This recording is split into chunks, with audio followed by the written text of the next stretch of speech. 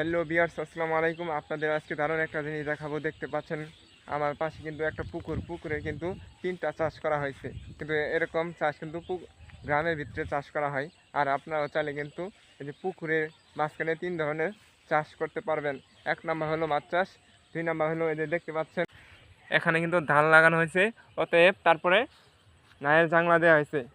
এবং কি দেখতে পাচ্ছেন পুকুরের চারপাশে কিন্তু এই যে পেঁপে গাছ এবং কি কালাই গাছ লাগানো হয়েছে।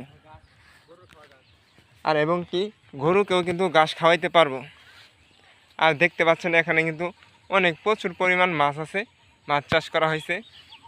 আর ভিডিওটা যদি ভালো লাগে এই পর্যন্ত যদি দেখে থাকেন তাহলে অবশ্যই চ্যানেলটি সাবস্ক্রাইব করে রাখবেন। ভিডিওর নিচে সাবস্ক্রাইব বাটনে চাপ দিয়ে চ্যানেলটি সাবস্ক্রাইব করে রাখবেন।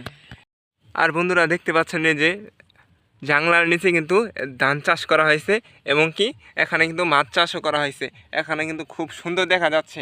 এখানে কিন্তু একটা পুকুরের ভিতরে অনেক ধরনের চাষ করে রাখছে তারা। আপনারাও কিন্তু গ্রামে যাদের এরকম জায়গা আছে, পরিবেশ আছে, তারা কিন্তু চাইলে এইভাবে চাষ করতে পারেন। এতে চাষ করা অনেক লাভ আছে। ভিডিওটা ভালো লাগলে অবশ্যই শেয়ার করে দিবেন সকলেই।